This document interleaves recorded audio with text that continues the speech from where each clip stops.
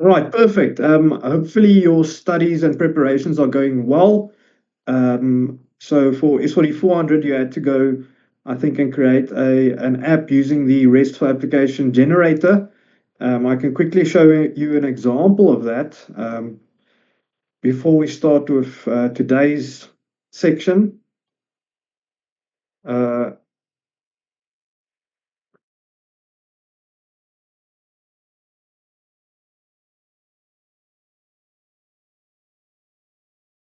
a bit later in the S4430, a bit later in the later sessions, we will also take a look at all of the different repository objects that you need to create if you want to do this manually. And obviously, the RESTful generator did this for us. So we can just click on preview there, and it should give us a Fiori Elements application.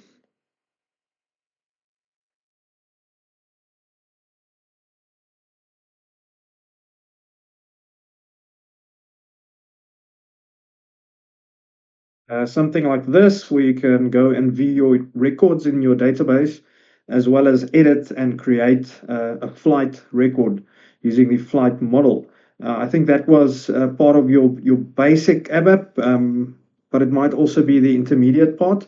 Not sure if you did this in the learning journey. Can anyone just confirm that you have done this? Very important that you work through the learning journey, guys. All right, so let's start. Okay, well done, Veronica, for managing to do that.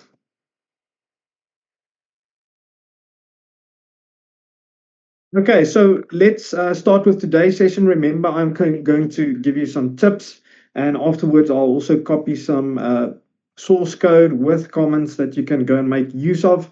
So please take note of that.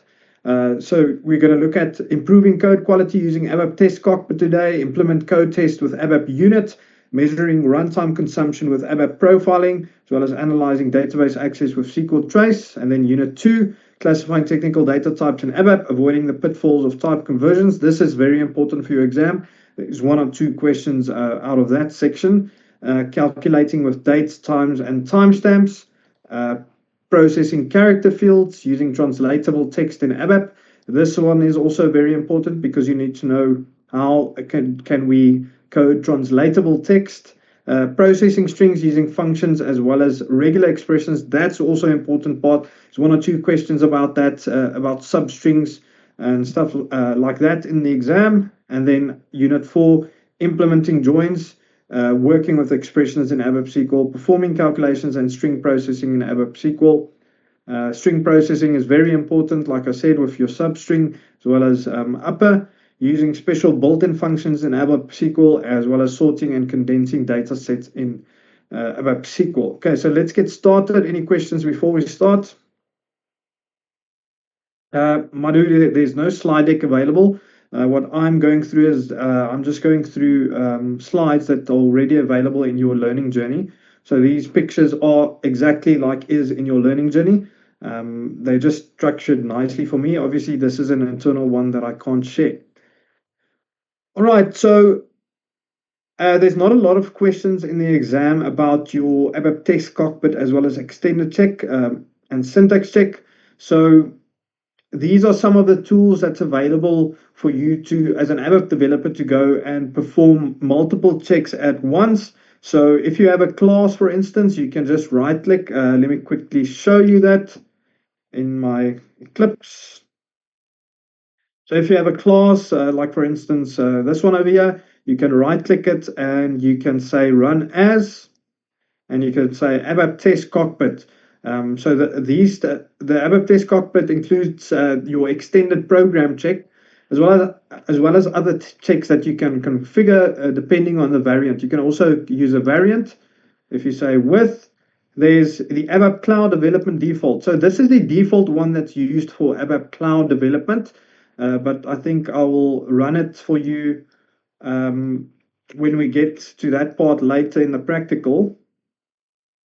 So if we open up a development object, we can directly open up the variant for the ATC check like that. And then we can also see what is being checked when we run it. So obviously, Mine, I did already check, but we'll look at that a bit later. We have ABAP dictionary checks. These are all things that you can configure depending on the variant that you want to use. We have ABAP RESTful programming model checks, uh, business service checks. So all of these things are being checked. API. What else do we have? Syntax and activation, an extended program check. You can even customize the JSON over here if you want to add some additional parameters. If you want it to be checked, you could just say true, stuff like that. So this is very configurable and very useful if you want to perform certain checks on your development objects, and if they are cloud ready or not. There's also a cloud readiness check. You see that one is not checked.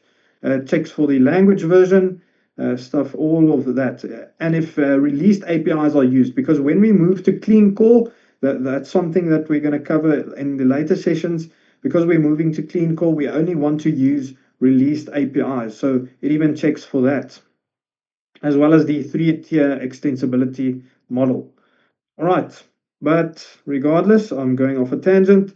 Just wanted to show you that. Then we have the extended check. That's the one that I showed you, the SLIN check, and also a syntax check. It does a syntax check combined with that. So there's the check variants that I mentioned. You can set them up like you want. There's an example of how to run your ATC check. And also your results will be displayed in the window here at the bottom, a dedicated view ATC problems. Okay. And then they will be either listed as warnings or infos, or depending on the type of message that will be displayed there. So in this case, you will see warnings. Okay, they don't ask a lot about this in the exam, but so if you have a warning or an info in your ATC check, you can suppress it using a pragma over there. If you see that over there, the hash needed. So that finding can be suppressed in your ATC check. If it's not actually that important, if you don't want anyone to worry about it, you can add this in your source code and it will skip the warning. They do ask a couple of questions about pragmas and pseudo comments, so we'll get to that a bit later. Okay, here's an examples of pseudo comments and pragmas. So you need to know the difference between the two. Which one is a pseudo comment and which one is a pragma? This is very important for the exam, everyone. So you need to focus on this. It says there, your pseudo comment is obviously not part of your statement. So if you look at your data declaration here for text2 type string, it's not part of the statement itself because we can see the period is over there. But your pragma is actually part of the statement. And you can even move it around within your statement. So it's way more flexible than your normal pseudo comment. So your pseudo comment was used in legacy ABAP. So we are moving towards your pragmas because they are way more flexible. So you will notice that the finding suppressed by pragma needed. So it depends on what you want to suppress. You will add the relevant pragma. Okay, so that's basically your pseudo comment and your pragma. We'll get to the more specific ones later.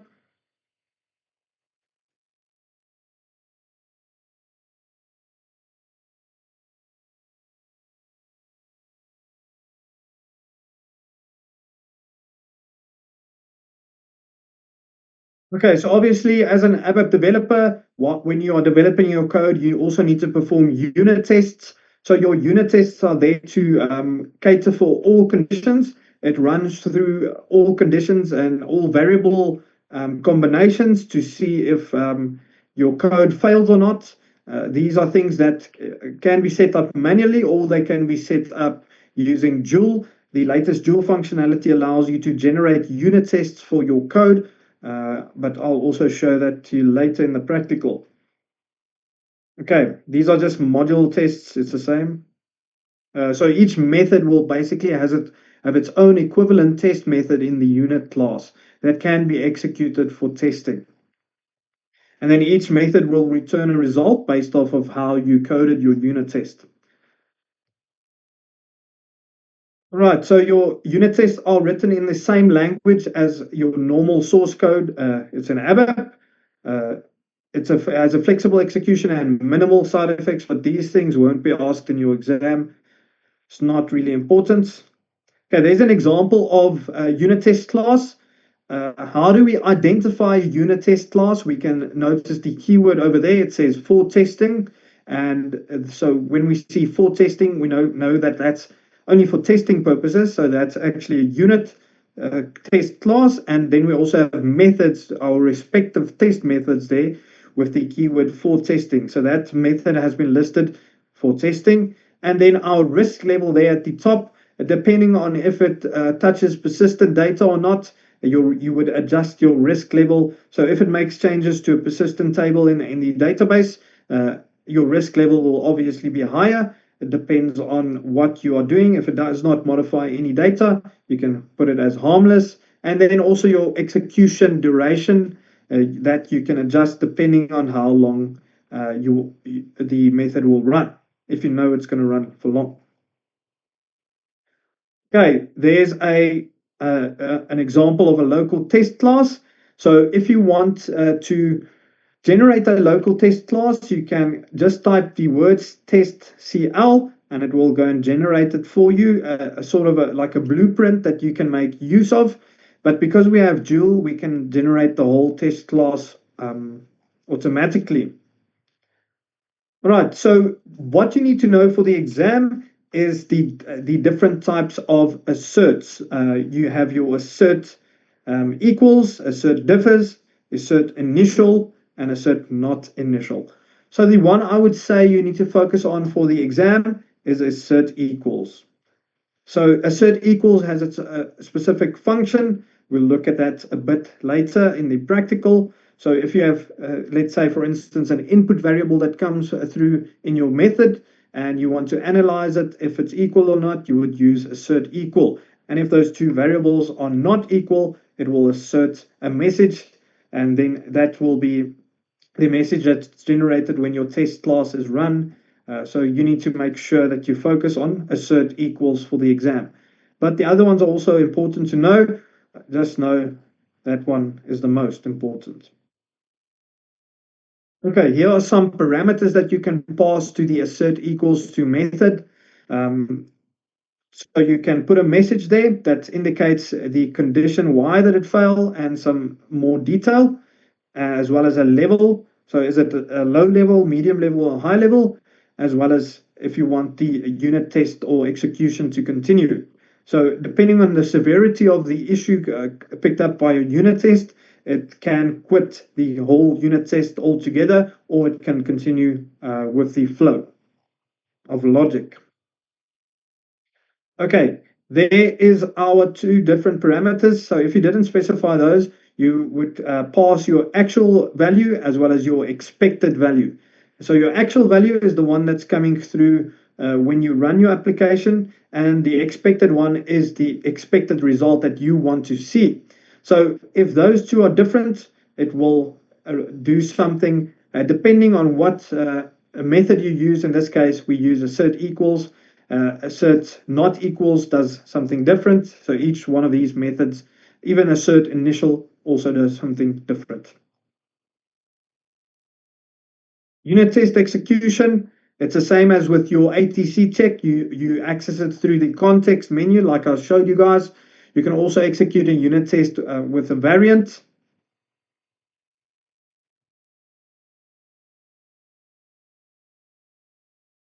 And then your unit test results will also be displayed in a dedicated window over there.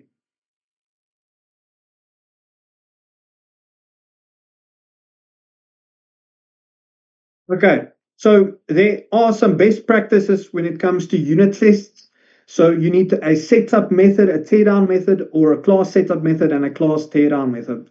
So the setup method there is to make sure that all of your objects are ready for testing. So in the setup method, you would go and do your data declarations and instantiate all the things that are needed for your method calls to work, your test methods. And then the setup method is executed before each test method or the test class. Then you have your teardown as well. So your teardown is important because it actually goes and deletes the instances of objects so that it's not in memory anymore.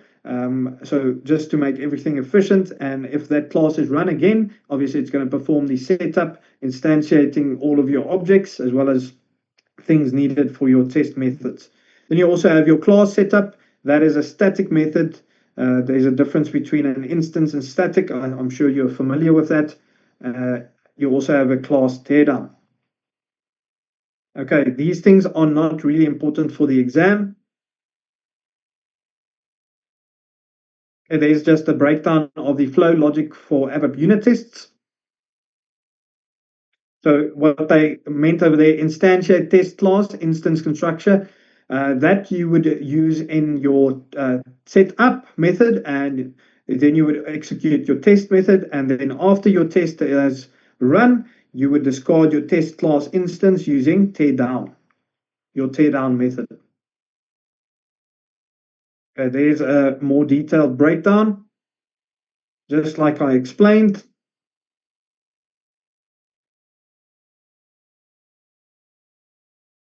Right, there we can see the assert fail or assert skip. It's showed there in our test log, but that's not really important for your exam. And then we also have an ABAP profiler. That's a dedicated perspective. So if you don't have it available, you can access it by going to Window, Perspective, and then Open Perspective ABAP Profiling. So just like your debugging perspective, I don't know if I showed you that.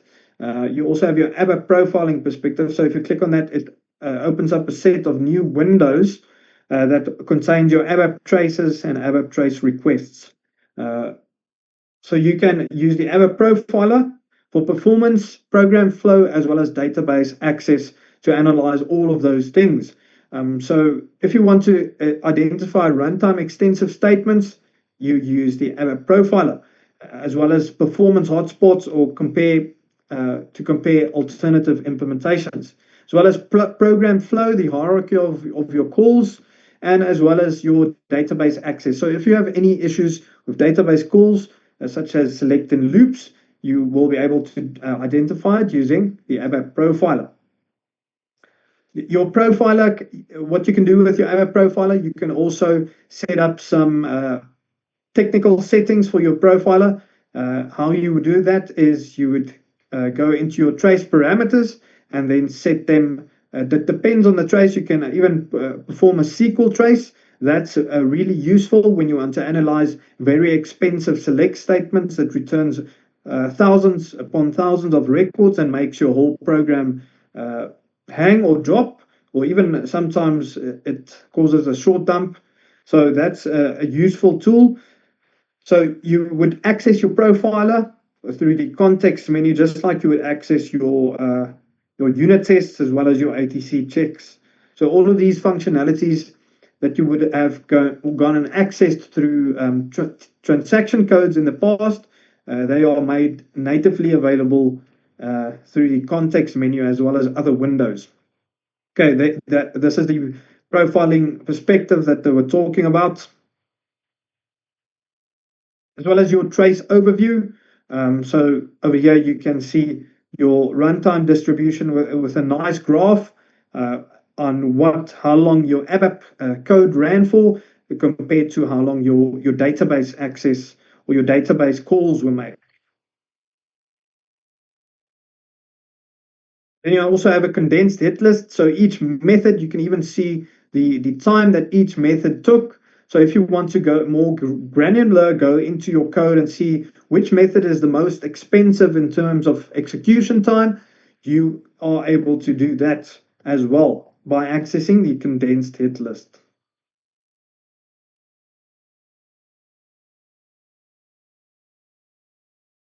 See, there's lots of questions already. The aggregated call tree.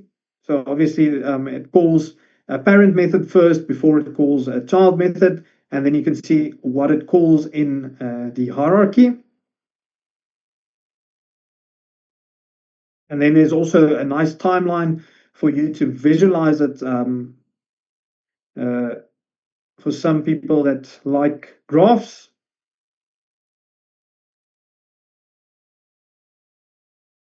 All right, but there's not actually questions about this in the exam. It's just nice to know because sometimes you have issues with the performance of your application. Then you also have your SQL trace. This is to trace for expensive select statements or any SQL statement that might take long for selecting records or deleting records. So this is how you would access your SQL trace, also through the context menu.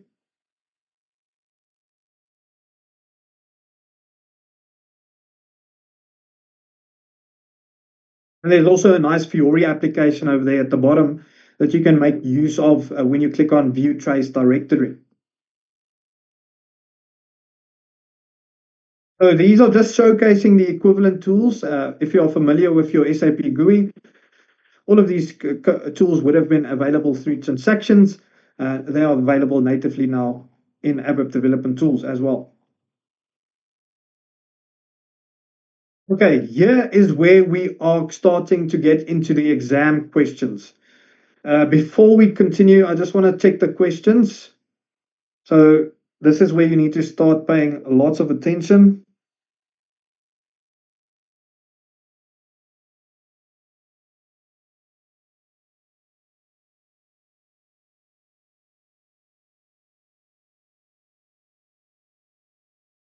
Guys, if I provide you notes, the notes that I provide you is actually the source code itself. So in the source code, there's lots of comments. Those are actually the notes that are going to be very useful for the exam, as well as I might make a comment here or there about a specific thing you need to remember if it's theoretical in the learning journey. So I can't provide you with notes actually because that's just me giving you answers. Okay. Some predefined ABAP types. These are the things that are very important for your exam. You need to know what predefined types are. So we have some predefined types over here that we can make use of in ABAP. We have I, D, and T. Each of them have their own use. One is integer, one is for dates, and one is for time. And then we have C and N and P, a sequence of characters and digits, as well as your packed numbers for calculations. So what you need to know is you need to know the difference between a complete type as well as an incomplete type. So your complete ABAP types are listed over here. I would say you don't have to focus on complete types, just know incomplete types, all of the incomplete types. So they like to ask questions like which one of these are complete types or which one of these are incomplete types. But just focus on your incomplete data ABAP type. So what is an incomplete type? It means that you need to specify the length and decimals as well.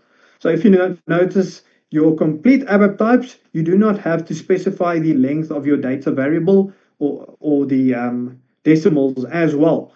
So your incomplete, that is what's the main difference. So please know these for the exam. It's just a list of four data types that you need to go and put into your mind: C, N, P, and X. So there might be a question about that in the exam. Please remember that one. Okay, then they're just classifying the different data types into character, numeric, byte, and date and time. But that's not really important for the exam. And then we get to type conversions. This is also something that you need to study for the exam because they like to ask questions where they assign two variables or one variable's value to another variable, and then the data types differ. And then there's some type conversions that happens, and you have to identify which one will cause an error or which one will have data loss. So that's also something you need to do. Right, so let's analyze this one quickly. So we are trying to assign an integer, sorry, we are trying to assign a string to an integer value. So that is actually not going to work, or it might only accept numbers instead of the letters. So if you have a string containing letters and numbers, it will only take the first number. But we'll look at some of the examples over here. Truncation and rounding. This is very important. All right, so we have a string variable over here with a value of A, B, C, D, E, which is assigned to a character of type C, length 3. So it's only going to take the first 3 characters. So is there data loss that happens? Yes, 100%, because we see the output over there is A, B, C. So that there is a truncation occurring. So data loss is occurring. So you would say yes in the exam, or choose this option if they asked did truncation or rounding occur. Okay, then we also have some calculations over here. 1 divided by 4, it will return it as 0.25. And we notice our variable that we are assigning it to, variable underscore pack, is a type pack number of length 3 decimals 2. So there's no data loss that occurs because we have assigned it to a variable that contains 2 decimals. But in the case of this one, there's insufficient decimal places, because if you go onto your calculator and you say 1 divided by 8 and convert it to decimals, you'll notice that there's more than 2 decimals and there will be insufficient decimal places. So this, your ABAP compiler actually rounds the value. So sometimes when you do financial calculations, it's very important that rounding should not occur, so that you ensure the accuracy. So that's when you would use your exact statement as well to check for that, the exact keyword. I think we'll get to that later as well. Then there's also some unexpected results for assignments. So if we look at this one, we have an integer value and a date. So if we assign a date, it's going to come out as that. It's actually going to give us the number of days since the beginning of time, actually. So this is some unexpected things that happens with assignments, so you need to pay attention to them. It's not necessarily going to be asked in the exam, this one specifically. So that's just something to know. Then you have a string literal that's being assigned to a variable of type n, length 4. So what this does, it actually removes all invalid characters. So in this case, what characters are invalid with type n? It is our letters. So letters are not allowed. It's only keeping our numbers, and then it's also appending 2 zeros in front. But this is a more niche case. It won't be asked in the exam. So that is basically your type n is special. So that is what it does. It removes your letters. Then you also have your dates over here. Your date field can contain invalid data. So that's also something you need to take account. When you do date calculations and you have a date field, you need to make sure that your date, the values coming through, either through input sanitization in the user interface, where you don't allow any letters to be entered into a date field, or you could just give a date picker where they can go and click on the specific date rather than typing the date manually. So you need to go do some input sanitization or some validations before you pass anything towards a date type field. So make sure about that. It's not really going to be asked in the exam though. I would say focus more on these ones over here at the top about your rounding and truncation. Very important. Right, so what do we have here? We are just multiplying 2 numbers inside a string template. So these pipe characters are used to convert everything into a string. It's also a template because it takes the result that's been declared over there in our data variable. It takes it over there and puts it in our string template. So result 1 has type I and the result is a whole number, so that's fine. But in this case, when we use division, result 2 has type I and the result is rounded. So that's something you also need to take into account.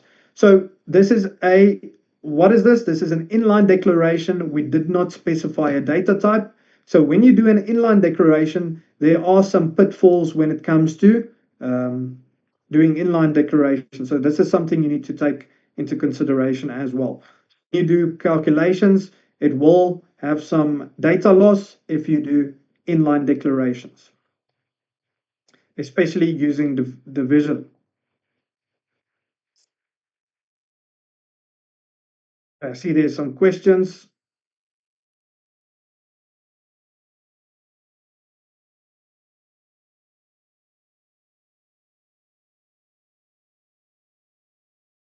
So the practice systems are online again. So what you can do is you can just oh,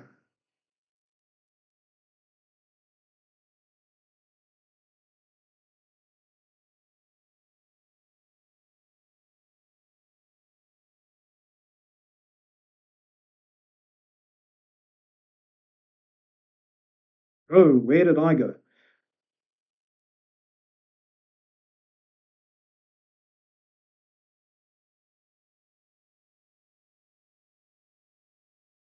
And just register for them now.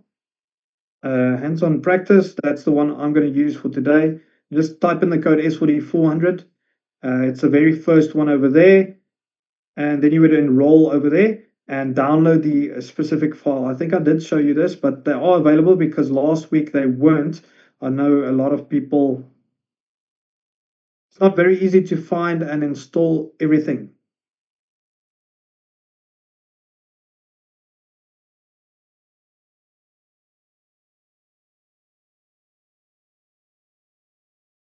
Thank you for assisting each other. I really appreciate that. Okay, so if you want to perform type conversions explicitly, that means you are doing it on your own. It's not being handled by the compiler itself. Let's look at that. Obviously, we have an inline declaration over there. So if you want to perform it explicitly, you would use the conv keyword. So here we are directly converting it to the type date. So our input over there is being converted to type date, and then it's being passed towards an inline declaration. So our inline declaration, the type will not be inferred automatically. It will actually come directly from the right-hand side. A conversion value. Okay, then we can also force it implicitly. So if we don't give it a value over there, we can just use the hash keyword, and then we notice your variable is converted implicitly into the type of your parameter. So depending on what is passed, it will implicitly convert it to that type. So in this case, your variable is what type? It is type character of length 10, and whenever you pass something to it, it will assign the value that contains of type character. Okay, so how do we prevent rounding? Remember, I did specify this earlier. We use what? We use the exact keyword. So as soon as we use the exact keyword, it means no rounding is allowed, and an exception will occur if there's an issue. So if there's any rounding, there will be an exception. So that's something you need to cater for using your catch block. So you would write your try, and then inside your try block, you would write your executable code, and then inside your catch block is the error that you want to catch. And obviously, we want to catch our conversion error, and then we want to output it into the console.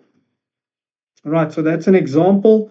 So at the top over here, there will be some rounding, and over here, rounding will occur, but due to the exact statement, that error will be caught. So this is also something you need to go and study for the exam. Please go and practice this in the exam. You can just copy this code and execute it and see what happens. If you want to take a screenshot of that, you're more than welcome to. This is also in the learning journey, I think.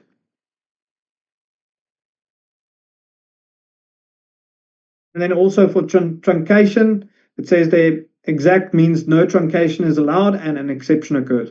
So exact can also be used for truncation as well as rounding. So we are assigning a variable string, ABCDE, to a character of length 3, which will actually cause rounding, as we saw in the previous examples.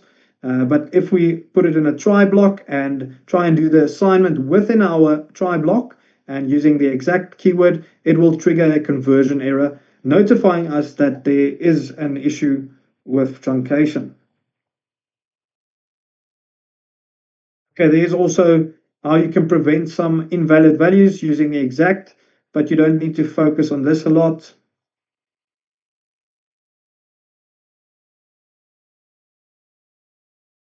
Date and time types, guys, I don't think this is very important for the exam because the only thing that it's doing here is we are creating variables and then we are accessing the provided ABAP class, the static method get system date. So it just gets your system date and fills it into a variable as well as and time zone as well. So sometimes this is important in the applications that you make because you want to know the current date and then perform your calculations based off of that. So you can access that through the given class, but it's not very important for your exam, so you don't need to focus on that. Okay, there's some calculations for your dates. Okay, we're not going to focus on this, it's just calculations with dates.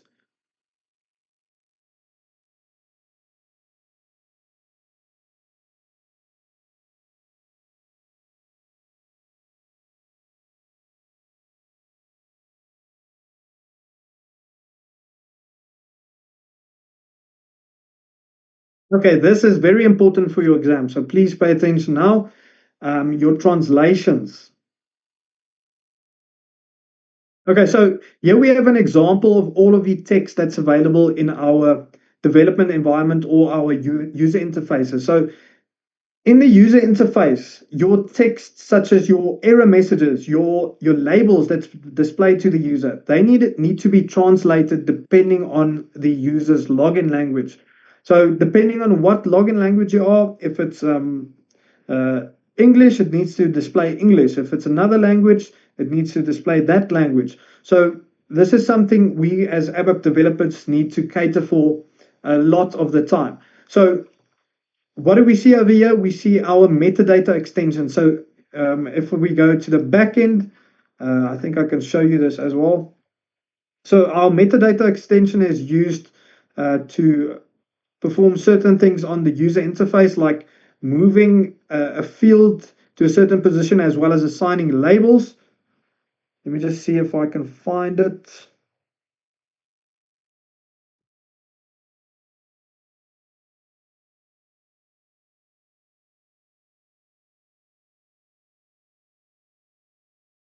Everything loaded. Can't remember. Okay, there we go. There's our metadata extension. So if you see there's a label over there. So all of these things needs to be translated. But in this case, the other ones don't have a value. But a lot of these labels are also pulled from what? Your data elements. So your data elements are also something that we're going to look at a bit later. So all of these development objects, how do we create them? You also need to know how to do that as a developer. So a data element over there, it belongs to a certain domain and it pulls its field labels directly. When a field is assigned a data element, to a data element, it pulls its field labels directly from the data element itself. And then you need to cater for translation as well. Then you also have messages that are generated in your user interface depending on user input. So if there's a field that's not correctly entered by the user, a message will appear. And then you also need to cater for that, the translations for that. Okay, so there's just a diagram of how your translations work. You can ship it to the productive system directly as a development object.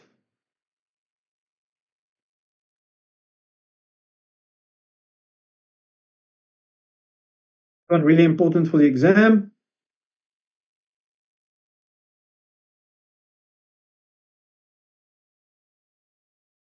Okay, so this is what's important for the exam. So please pay attention to this slide. It is your translation object. So Your text symbol or text elements, these are used to translate your text. So if you have, for instance, over here, that's your object that's responsible for identifying what it needs to translate to. So you have your text element over there that's important for the exam.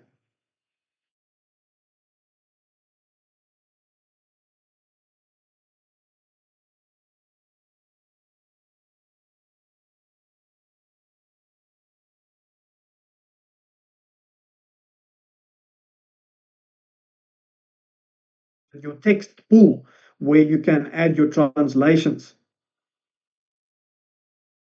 So how they like to ask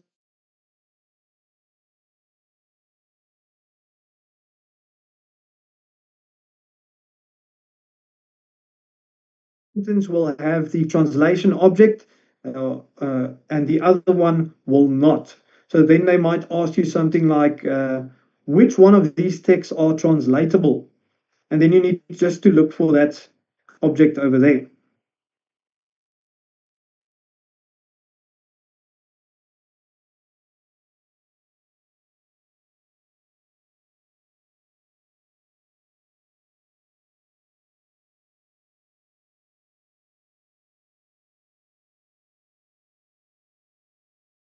Okay, here's some built-in string functions uh, in your ABAP language. So you can make use of num of character to read the amount of characters in the text variable. You can also use find uh, to find a specific value inside a string.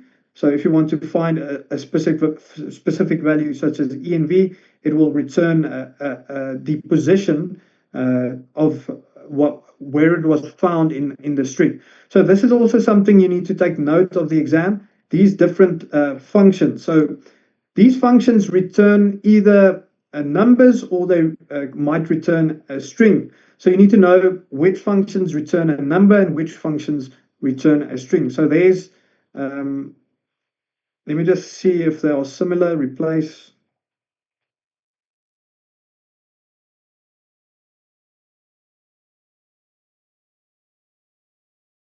Okay, I think this slide is going to help you a bit more. So here we have the function find. So your find function will return all of these find functions returns a number. So if you pay attention to the first one, we are looking for the character A and it gives us our index position of our string that it finds that character. It finds it at the first position. In this case, it's listed as 0 because that's where our array begins. So the second one, we are finding the offset. It returns an 8. Okay, stuff like that. This is also very important for your exam. So please pay attention to this slide as well as this slide over here. I think it's also available in your learning journey. I'm not too sure about this one, but I know this one is available. So the ones that are important for your exam, please take note of this, is your count any of and count any not of, as well as the normal count. So you can focus on that as well as your find any of.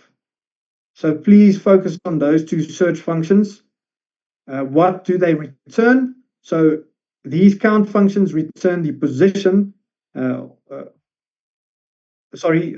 find function returns the position and your count function returns the count. So there we can see all of them also returns numbers depending on how you want to or what parameters you passed. So over there, we passed the parameter sub. We looked at where, how many times does it occur? If we say count, how many times does that sub occur in our string over there? It occurs once, right? Okay, that makes sense. And then count any of and count any not of is also important for your exam. So please focus on these two.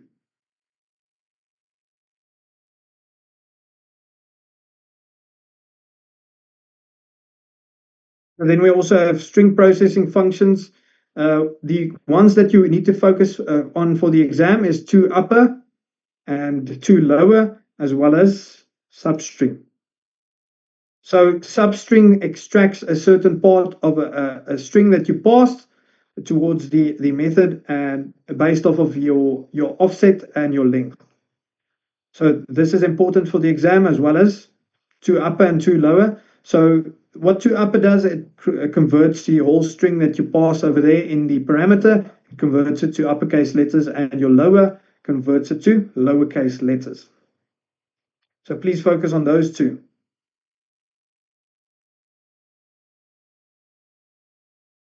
Okay, here's an example of the processing functions and their outputs. So you can just look at that if you want to know how they work.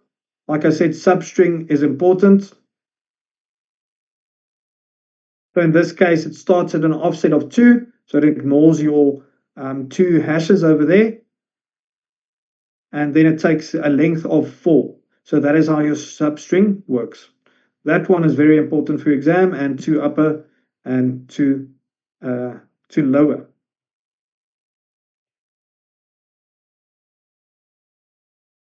What are these ones?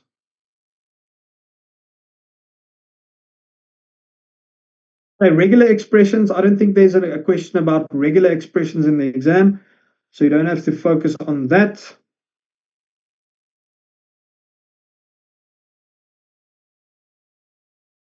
Just more string processing.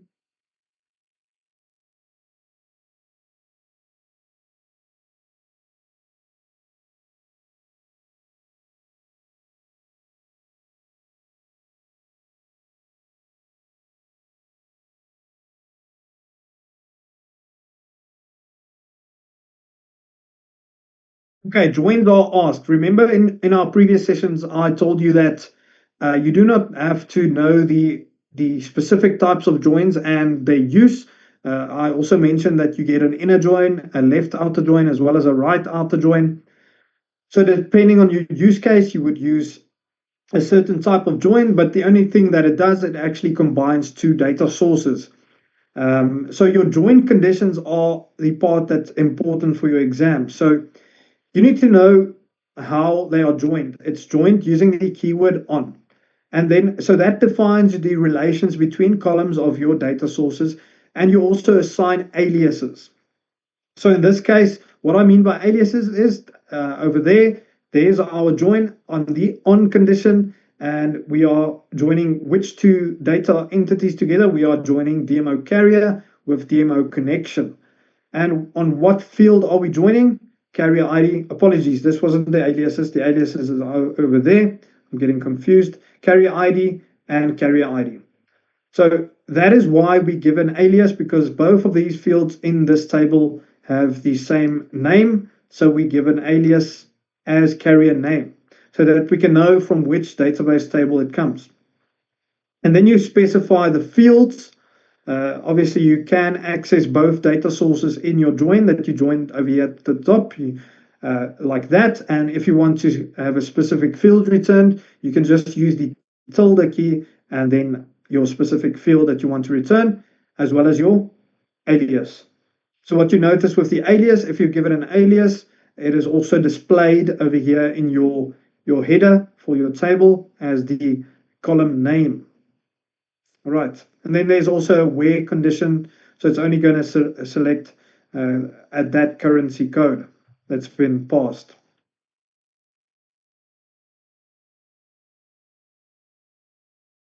Okay, so you can also uh, select without a data source name. That is also possible. So if you want to do that, it is advised to give it an alias. So over here, we joined it with an alias. So we are selecting from what database table, DMO carrier, and we are assigning an alias as A, and we are doing an inner join to another database table as C. So then you can go and play around with your aliases to go and call the specific fields that you need. So in this case, we also perform the on condition on what field do we want to join the two data sources, on A carrier ID to C carrier ID. Right.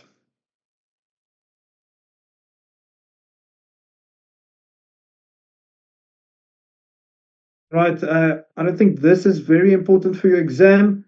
The only thing that this is doing it when you perform some string operations, uh, you would make use of the alias over there. That's the diagram showcasing inner join. Not really important for your exam though. Like I said, you do not need to know the difference between these. So your left outer join just returns null values as well. What is your right outer join? Okay, let me see what's going on here. Okay, not important.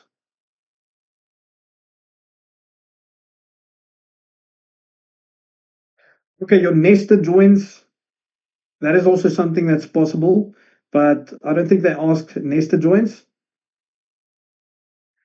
One of the questions that I like to ask about your joins is in which order do they get executed? So they get executed on the join condition, basically. So your join condition is over there from left to right. There we see the sequence of on conditions determines the sequence of evaluation. That's exactly like I said. So depending on what on condition comes first, that is the order that it gets executed in or evaluated in. So in this case, we have our yellow one over there. It's there at the bottom.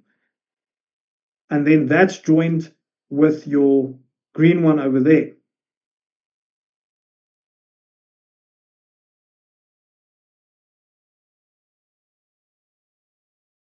But that's not important.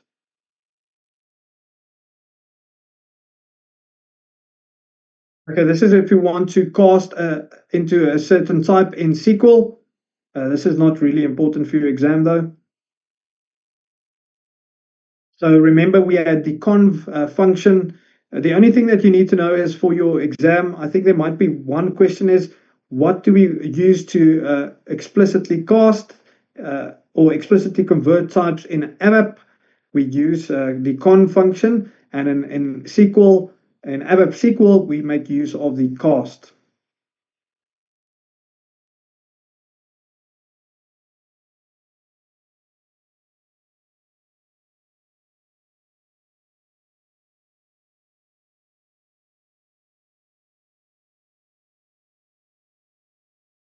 Right, so in your SQL select statements, you can also perform a case statement, which is very interesting.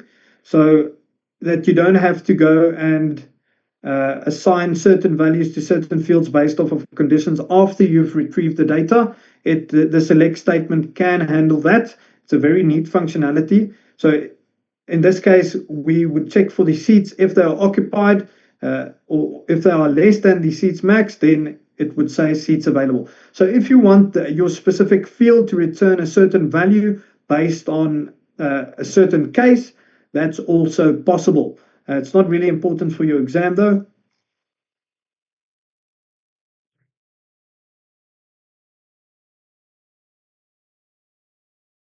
Okay, what is important for your exam is your important restrictions on the right-hand side over here, as well as your floating point expressions. So let's quickly go through the arithmetic expressions over here.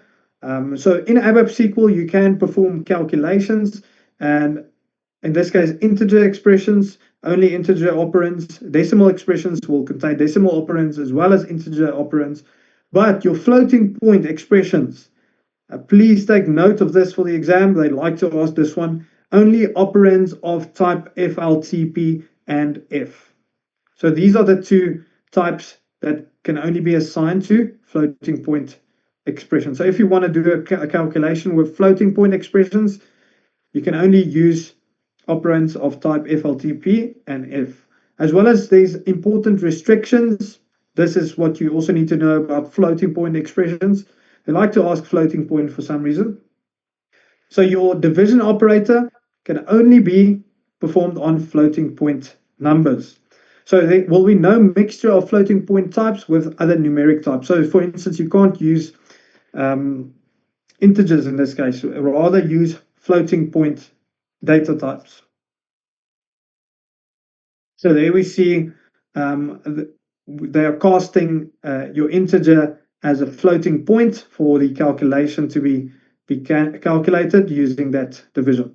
So that's very important. You have to cast it as a floating point, a number.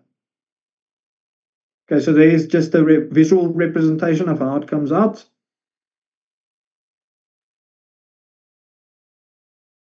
Okay, then just like within our ABAP, there's also some functions in ABAP SQL. We have div, mod, division, as well as round. I don't think they're going to ask this in the exam, so you don't need to know their function. So that's not really important. They are straightforward. That's just one for dividing. This one is for dividing as well, but it returns the remainder. And your division is a bit different than your div. One is rounded to decimal places, the other one is rounded to an integer value.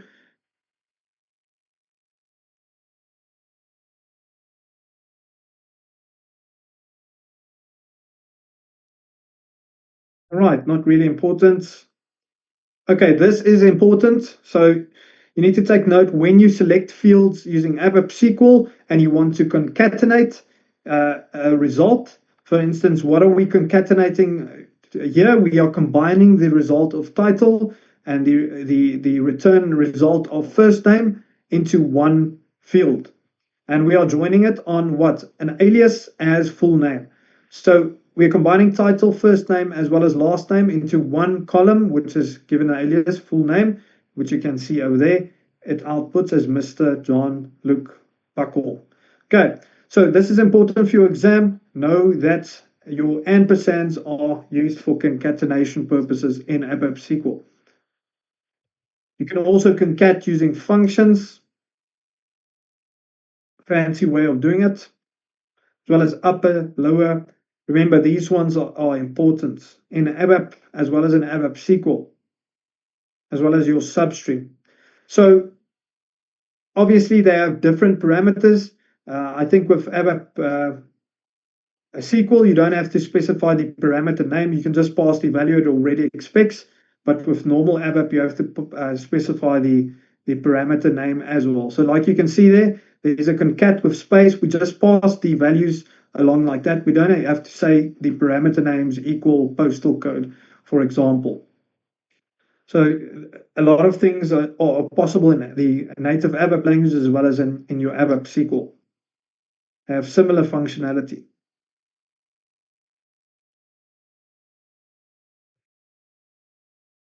Please go and study this for the exam. Your substring, and know in what position this 5 is and what parameter position this 2 is. So if you go back, your substring contains a SQL expression and the position and the number. So extracts the number of characters of your SQL expression and your starting position. So where do we want to start? Do we want to start at the front of your character or at an offset? So please go and study that for your exam.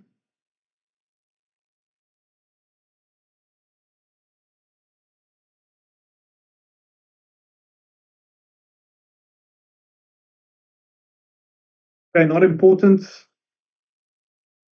Not important. I don't like asking questions about dates, guys.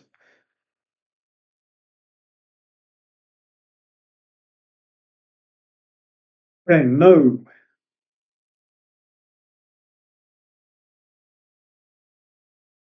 No.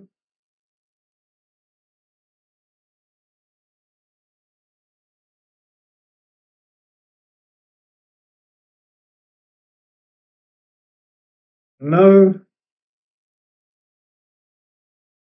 Okay, this is important. Your order by.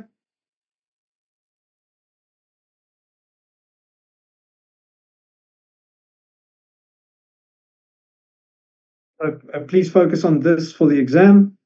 Very important. I know that order by is possible,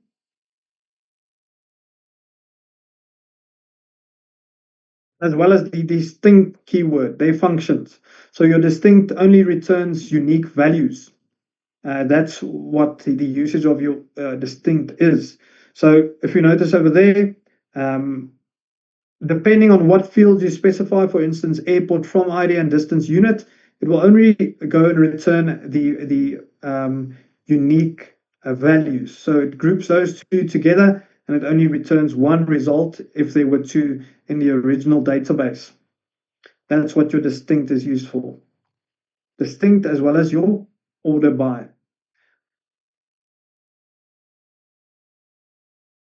Your order by is just basically telling the order in which your rows needs to be sorted and on what fields they need to be sorted.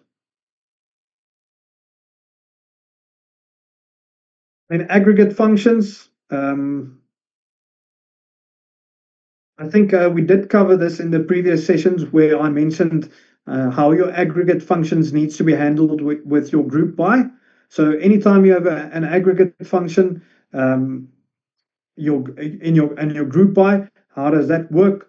Remember, we need to cover that for the exam. So your fields that are not aggregate functions, all of those fields needs to be in your group by, except your aggregate functions. That's what you need to take note of. Okay, these are some that are useful, but they don't ask that in the exam.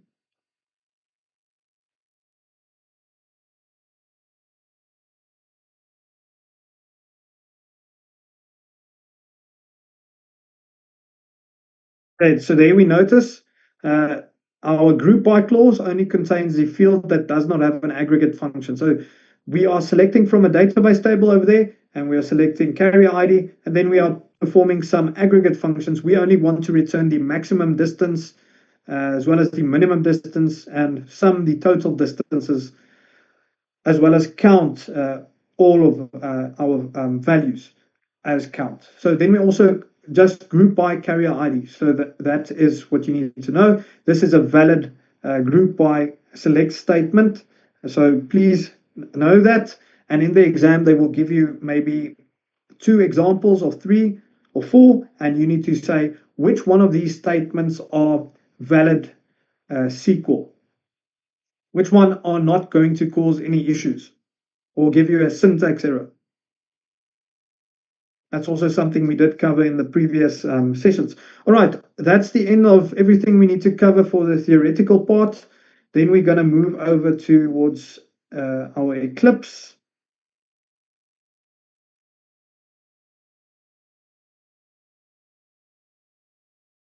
I'm just going to paste.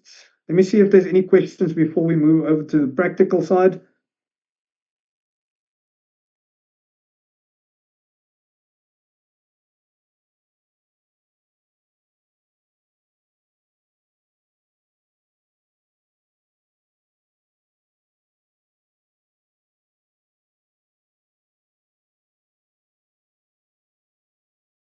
If Daria Torres said size structure is not the best practice to use in ADT, yes, you would use your system variables for certain cases or side datum, yes.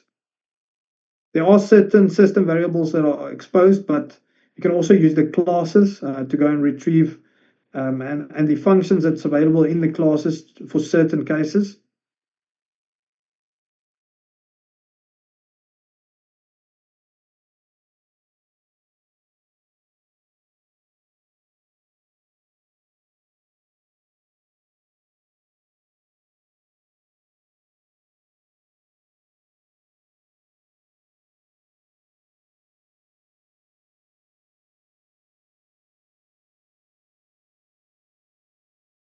Okay.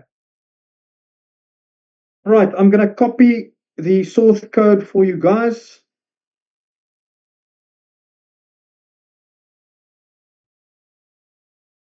And go and use and study.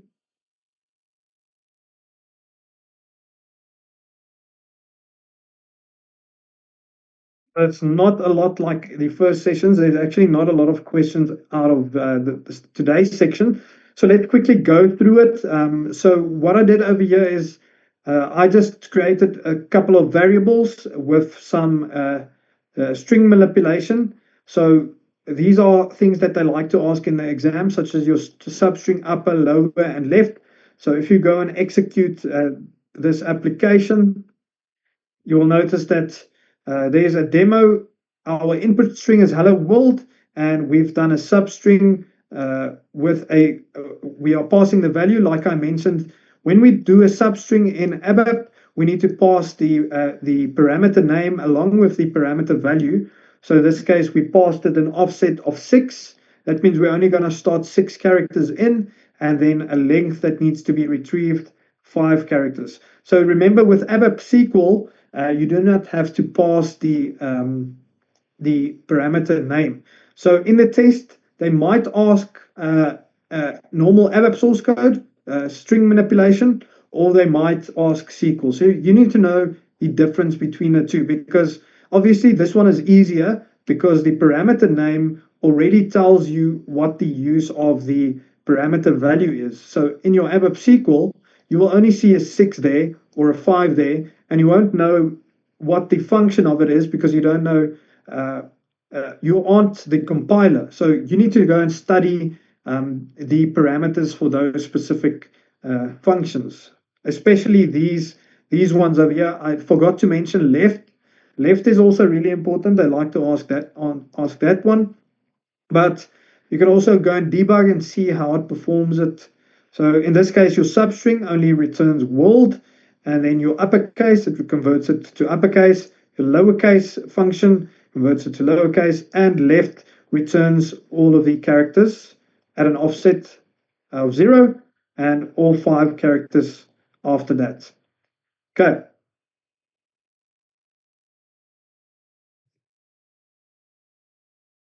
Okay, so in this case, there is no left function in ABAP, but in SQL, there is a function left. So please take note of that because I like asking the SQL version in the exam. All right, so then we also have our pragmas as well as our pseudo comments. I'm going to run this application as an ABAP test cockpit. Run as ABAP test cockpit. Am I on the correct one? Yes. Well, let's quickly take away our pragma and then activate and see what happens. Whoops. Is it activated? Yes. Okay, let's run our test cockpit.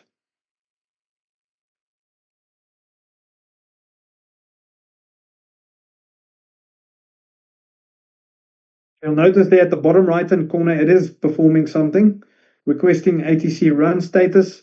And you can also open up your ATC problems window. Everything that the check will have issues with will be loaded into this window over here. So in this case, I already ran it beforehand, but let's see if it updates. It takes a while though. There we go.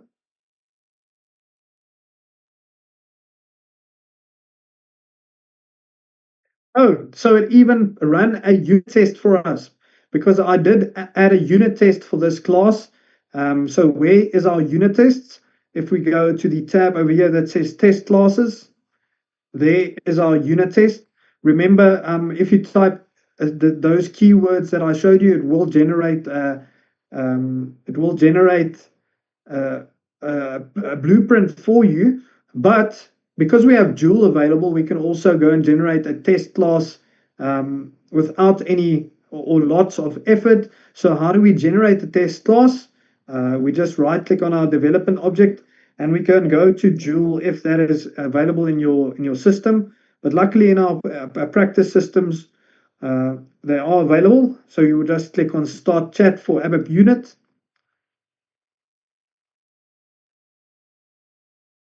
Okay, and then in this case, Joule notified us that our class already has a test class. So you can either have it explain the usage of that test class. What does it analyze? That's really nice because I like to use that when I don't understand something. You would just highlight and say, explain this. You can also add unit tests as well as generate unit tests. So let's do it for one that does not have a unit test. I just want to make sure. Okay, that one doesn't. So in the past, you had to go and write this on your own. Luckily, we have AI on our side now. We can even do this with ChatGPT, but why use ChatGPT when we have Joule available? Okay, so add test to new test class. It does not pick it up. Okay, there is a generated test class. So obviously you can go and modify this one uh, how you want, or refactor the generated code if it is not as you expected it to be, as well as generate additional tests. So you can just go and when you click this, it will go and generate it in your test class. So that is another useful feature. Just going to close Joule for a moment. Okay, before we go to the unit test, I just want to show you the use of the pragma because this is a thing that they like to ask in the exam. So like I said, finding can be suppressed with pragma, no text. So if you go into your source code, in this case, it's complaining about it does not have a text elements and it's not translated. Remember, um, in your exam, they also like to ask which text will be have a translatable element. So you need to look for that text element. So your text element will be included in brackets at the end. All right, but I'm not going to showcase that now. All right, so you would just add your, in this case, it's complaining about hello world, and then inside your statement, you would go add no text. So that is the difference between a pragma and a pseudo comment. Pragma is inside the statement, and a pseudo comment is outside. So if I add this here, it's going to suppress this info that it's giving in the ATC check. So let's quickly go to an explanation of pragmas and pseudo-comments. It says pragmas are used to suppress translated text info. Pragmas are part of the ABAP statement. That means they are checked by the syntax checker. They're not exclusively used for this, but in this example they are. So they are checked by the syntax checker. This part is important for your exam. So you need to know if they are checked by the syntax checker or not, and can also be used to suppress some syntax warnings. And there's an example of two pragmas or three pragmas that you can go and make use of. So for instance, this one we use suppressed warnings for hard-coded text literals, similar to EC no text. So this is your pseudo comment that was used in the past in your legacy systems. And then also we have mark a variable as intentionally unused, similar to EC needed. So if a variable is not used, your ATC check will go and tell you, you're not making use of this variable, so why did you go and declare this variable for use in the first place? So it's taking up memory space and you're not using it. So that is a way the ATC check can also be useful. But for some reason, if you have dynamic programming, maybe that in a certain cases that variable will not be used and the ATC check will pick it up, but you want to suppress that warning, you would use this one over here. That's usually in dynamic programming. Suppressing warnings for obsolete statements. Obviously, some statements are obsolete and you want to suppress them if you've converted your code for the cloud. Okay, then we also have pseudo comments. So you need to know the difference between pragmas and pseudo comments. Like I said, if we look at the example there, your pseudo comment will be outside your ABAP statement, and it will also start with different character over there. So your pseudo comments are not checked by the syntax checker.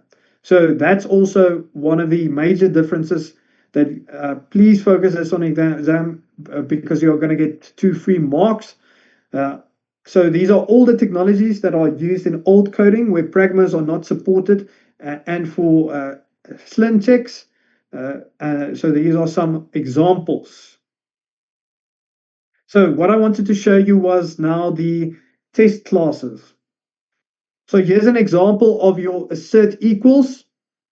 So you need to know what it does. So in this case, it says that critical assertion error test values should be equal, but are not. So our assert equals actually checks if the values are equal or not. So if they are not equal, it will generate what? A message in the output over there in the test log. So they like to ask a question about that. So make sure that you know what it does if it's not equal. If it's not equal, it will generate a message over there that you can see in the test log. So if you click on it, it will even give you an explanation.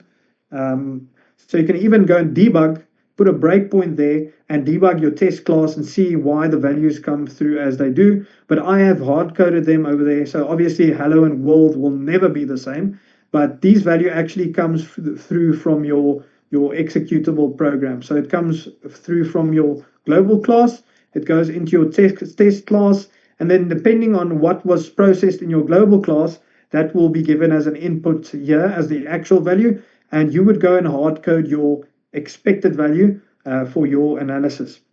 So what you would go and do is, let's just do that and see what happens. Is it going to fix our issue? We don't have to do a full ATC check. Remember, with this variant, it also executes a unit test on our class. So what we can do is we can just run it as a unit test on its own.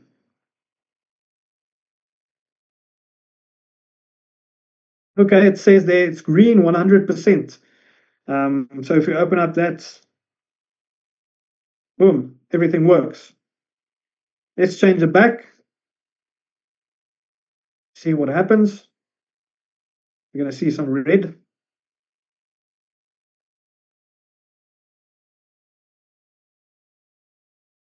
There we go. It says critical assertion error test value should not be equal. And you can also just navigate to it. Sometimes you're not in the unit test class itself and you don't know where it is. You can just click on that and it will take you to the exact line where the assert equals gets thrown. What I like to do is I put a breakpoint on here uh, because it's going to, or you put a breakpoint on the method stub or the test method that it's calling the class an instance of your class. So it would call an instance of your zget certified session 4, and then you place a breakpoint on where it calls that, so you can go and debug and see why your values does not come through as expected. So that is basically your unit test. That's the only important part about that for the exam. It generates a message in your test log. It does not cause a short dump or whatever. So please do not select the incorrect option. All right, everyone, I think that's the end of our session. So for those of you who are struggling, there were also some of you that were asking how to connect your ABAP Git repository. So mine is already connected. So if you want to connect, you have to install ABAP Git extension. So you would just do it over here, install new software, or you would go to the Eclipse Marketplace actually. Let me just, my chat window is getting in the way. Eclipse Marketplace and go and search for ABAP Git. I think it will be available over there. Might also be natively installed. I'm not sure. It was so long ago that I installed this, but you can just go and search for it over here. Mine is hanging at the moment. It takes a while. Okay, so as long as you have your ABAP repositories there, you can just add a repository. So you would just say link new ABAP Git repository. And then obviously you have to pass the URL. So there is my repository. So you just pass the URL like that.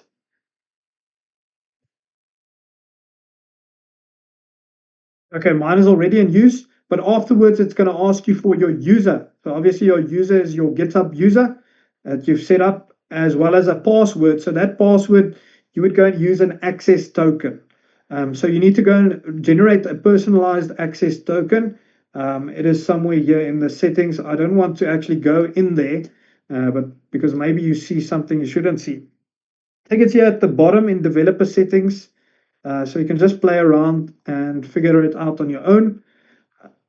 Okay, once it's added, you can also pull directly from your GitHub. So all of these objects I created over here were directly pulled from GitHub. So that's what makes it so useful. You can also push your code to GitHub. Then you can also show the object log. So in here, you will notice mine was pulled with errors.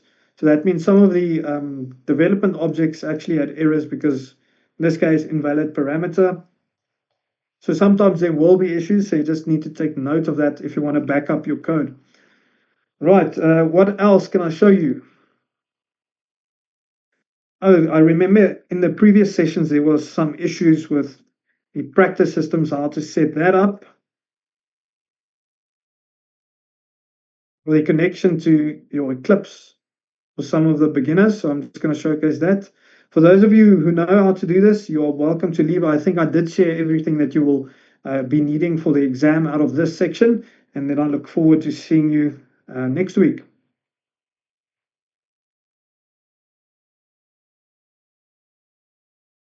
I'm going to connect to 401 because I already have, but I need to log in first.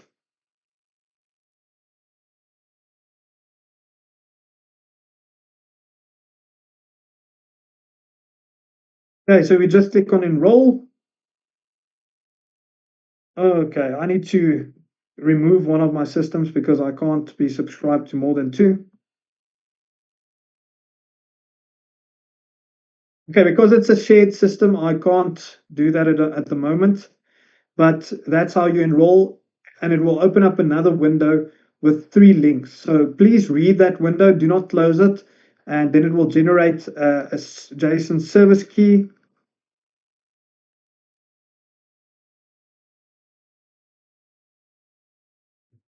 In the config file that you downloaded, then you just copy your JSON service key into your Eclipse. So you just say right-click New, ABAP Cloud project, because we are working in a cloud instance, then extract your URL like that, and then copy this URL to your clipboard. And then you can also import it, but I like to do it like this, it's faster. And then say next, and then it's going to ask you to log in using the browser. So you would open your browser and it will actually do a single sign-on.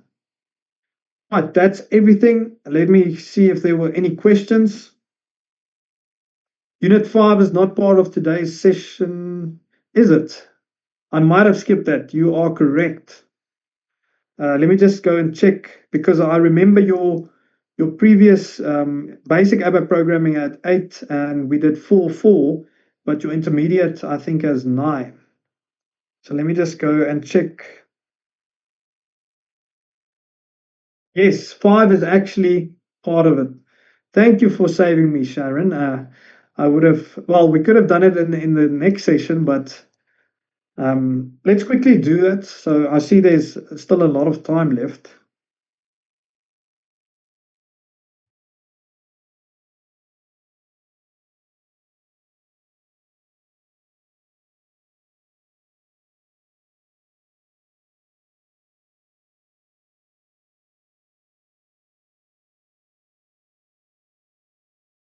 Okay, so basically it's just your internal table performance.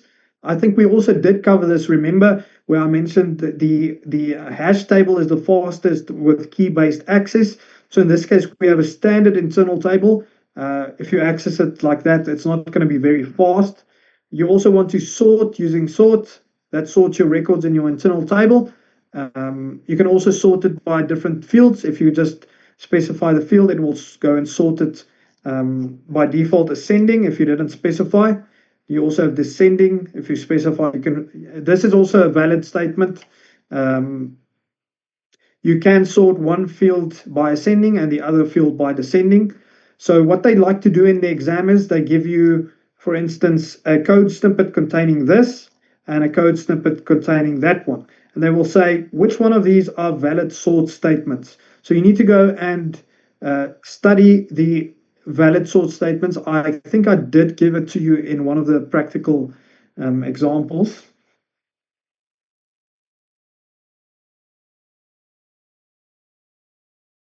Delete the JSON duplicates. We also did cater for that. Just delete duplicate values. Let me just see. In which session did we do that?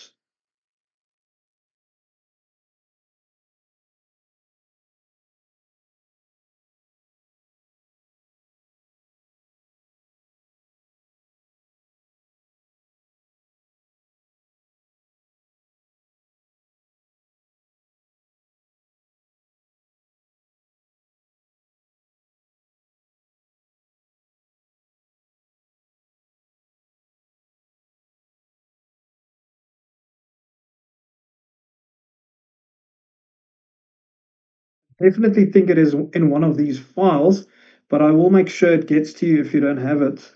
Just remind me at the end of the live session series if you haven't gotten a practical for this yet.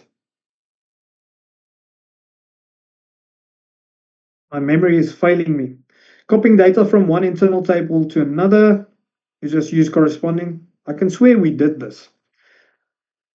Okay, so just showcasing that, and also we can use a table comprehension using value that just fills your target table with the source table at a specific um, value for each line.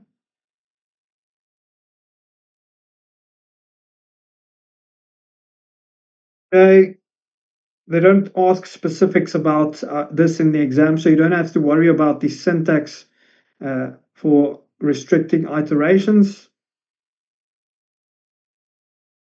Reductions, they don't ask that in the exam.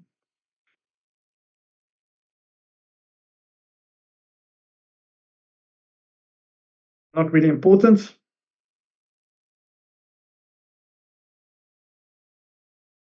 Okay, so when you want to change a table from another table, for instance, if you have updates, you want to make updates, you would go and use the modify keyword, and it will go and modify the table based off of your changes to that table. But they don't ask that in the exam.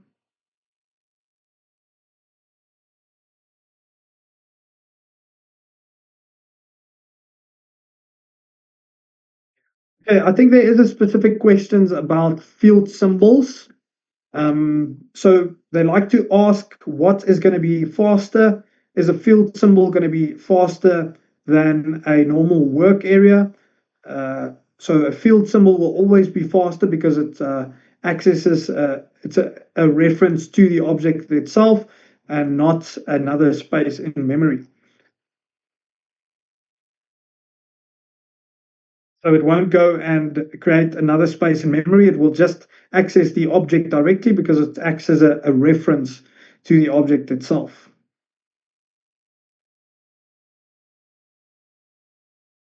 Okay, this is the one that I did explain last time.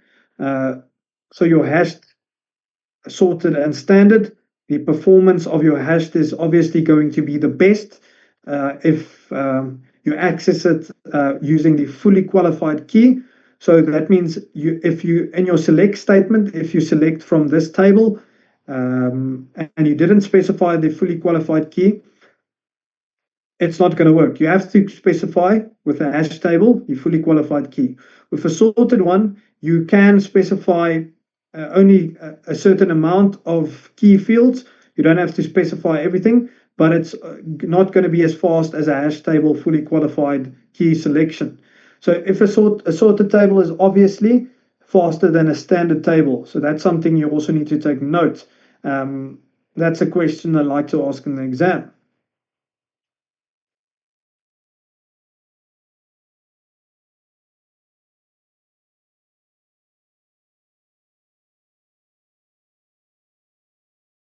Okay, so we're just accessing the hash table based off of keys.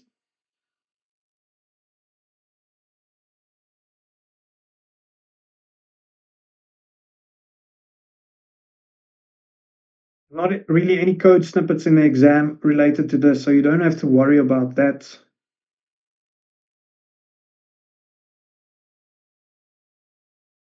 Okay, this slide is absolutely important because this shows you the performance of the different types of tables. So this is a free mark in the exam. So there we have our trace for the different calls, our call stack.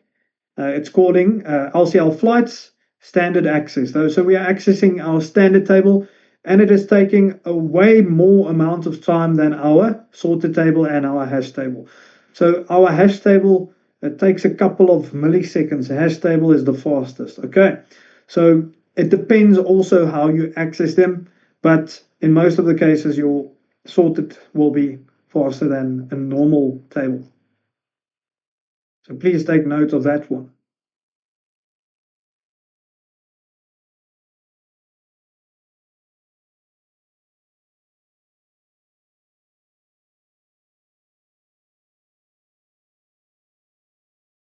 Yeah, it's just showcasing the comparison of the performance between when you read the primary key and when you read a non-key. So your key fields will always have better performance. So if you read the key fields, they will have better performance. In this case, we are not reading a key field, we are reading airport from ID. So that means our runtime will be way longer.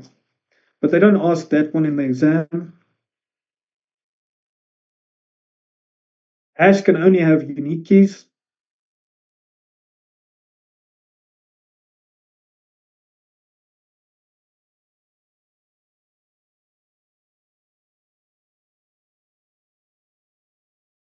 This is not really important.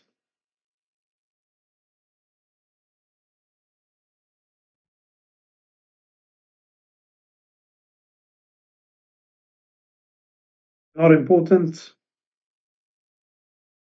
All right, that's everything.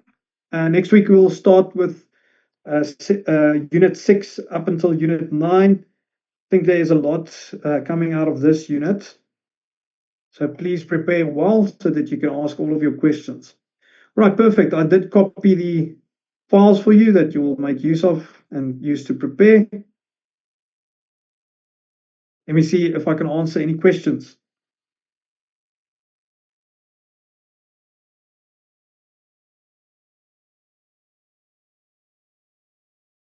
Are there questions about which sentences are valid or not in EML sub-sentences for business object? Yes.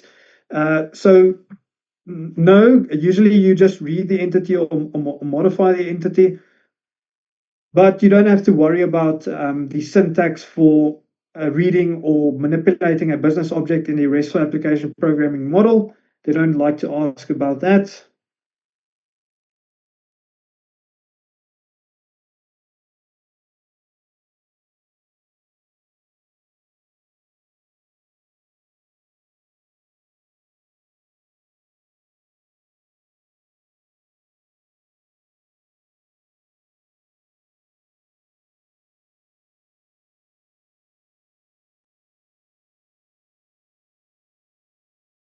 Source code for basic ABAP programming is S4D400, but it doesn't matter if you apply for S4 or enroll for S4D401 or intermediate. It's a shared system, so it makes use of the same resources anyway.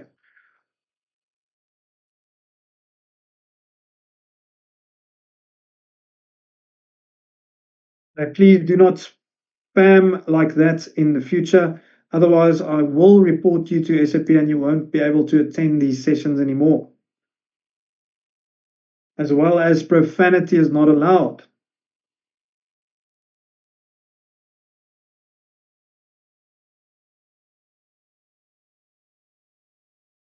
All right, everyone, that's the end of this session. I'm going to end. Then I'll see you next time. I'm saying cheers over here from South Africa. Oh, share the text. Okay, for those of you who do not have the files, I will go and share everything from the start.